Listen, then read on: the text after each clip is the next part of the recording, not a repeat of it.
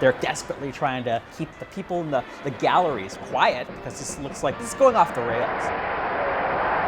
This is like the conservative Woodstock. A new deal for the American people. Extremism in the defense of liberty. There is no substitute for victory. The United States of America.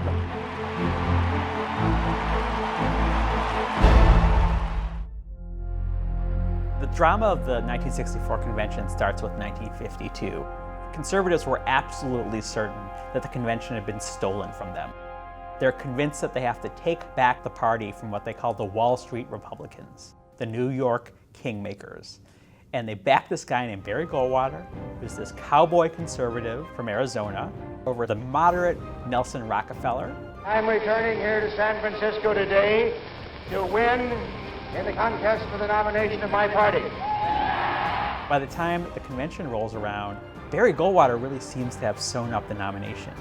But the establishment will not let well enough alone. They're trying, even at the last minute at the convention, to run one of their own, a blue blood governor of Pennsylvania named William Warren Scranton.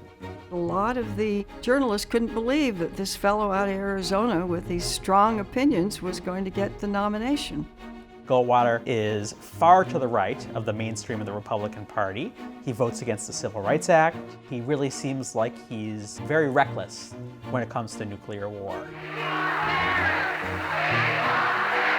The Goldwater campaign is absolutely convinced that unless they basically run this convention with military discipline, the Eastern establishment will steal the Republican Party from the conservative base. If there is a victory, it's not a victory for Barry Goldwater. It's a victory for the mainstream of Republican thinking. We were all prepped for weeks in advance of the convention. We had 36 hotels where delegates were staying. Each one had a radio transmitter right to headquarters. I'll switch Mr. Adams off for you. We knew that people would pull the plug on speakers, on microphones. We had backup for all that stuff. They're not going to give any quarter when it comes to any platform planks, any procedural rules. They're just going to vote down the line for Goldwater. Now the liberal side, who are horrified that the public is going to see the Republicans as captive of extremists, decide that they're going to put forward 3 platform planks. One promising to uphold the civil rights law, another to denounce extremism, whether it comes from the Ku Klux Klan or the Communist Party, and another denouncing racism. They give these very soaring speeches, and the Goldwater delegates just consider this an insult. So when the famous Rockefeller speech occurs, the galleries erupted. The Republican Party is in real danger of subversion by a radical, well-financed, highly disciplined majority. Here we have order. Here we have order so that the justice can be heard. It was great drama. Here is the governor of the state of New York, who had just been a serious candidate for president, a millionaire, billionaire, being booed by his party. Rockefeller wants this to happen. He wants the extremism of the Goldwater forces to be revealed for all to see. None of us knew how important television was. Americans were seeing these screaming people. At a certain point, things are so violent, the passions against the media are so great, they literally start grabbing the spindles that are holding these glass booths for the networks and shaking them. I grew up in the age of silent films. The first taste of radio any of us had was Roosevelt's Fireside Chats, but television hits the emotion.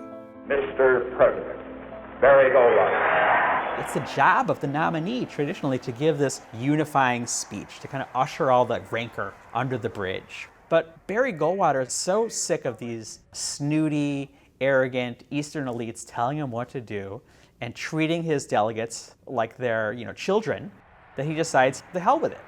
That's the context for the most famous line of the convention. I would remind you that extremism in the defense of liberty is no vice. The impact of the convention in 1964 was the moderates in the Republican Party were right. Barry Goldwater was seen as a dangerous extremist. The convention pretty much killed us. I mean, I had a sinking feeling that it was pretty much over. It was mitigated by the roar of the crowds. But that's very misleading. We lost by 15 million votes in the actual election. But I'd say because of Goldwater's breaking the ice, so to speak, the conservative movement became very important within the Republican Party. After Goldwater, we went on to Reagan. This idea that the Republican Party is fighting a civil war between a conservative base and a moderate establishment endures today. The Jeb Bushes of this world are like the old Rockefeller Scrantons. The difference is I don't remember Barry Goldwater ever doing all of the nasty things that Trump has said. Even though a guy who's seen as the right-wing insurgent lives in a high-rise on Fifth Avenue and has many positions that betray conservative orthodoxy, stylistically the template is still there. The idea that you have this small band of string pullers and the true, authentic conservative red meat base, it seems like even with the craziness of this election, that basic architecture refuses to die.